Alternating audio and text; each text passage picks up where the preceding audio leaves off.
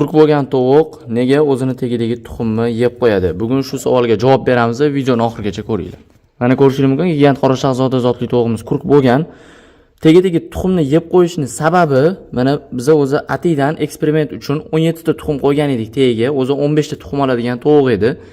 17 ta tuxumni 2 kun 3 kun aylantirdi. Qarasa ortiqchalik qildi va mana bugun bitta tuxumini yeb qo'yibdi. Nega yedi? Bu tuxum ortiqchalik qiladi, aylantirishga qiynaladi, shuning uchun yeb qo'yadi. Chunki buni mana bu yoqdan chiqazib yora olmaydi tovuq, buni biladi. Tovuq miya deganimiz bilan ancha aqlli bo'ladi bu. Shuning uchun bitta tuxumni yegan, 16 ta tuxum turibdi, bosgan, aylantirib yotibdi, xudo xolasa. Buni yana bitta kichkina sababi bor. Suvi yoki ovqati yoki suvi bo'lmasa, yeyishi mumkin tagidagi tuxumni, lekin asosiy sababi tuxum ko'plik qilgandan yevoradi. Va suv bilan ovqatini shu yoniga emas, chiqqandan keyin bemalol chiqib yeyishiga qo'yib qo'ysanglar yaxshi bo'ladi. Mana ko'rishingiz mumkin, chiqib titinib ovqatlarini yegan, lekin tagidagi bitta tuxumni yeb qo'ygan. Buni asosiy sababi o'sha 17 ta tuxum ko'plik qilganligi uchun yegan.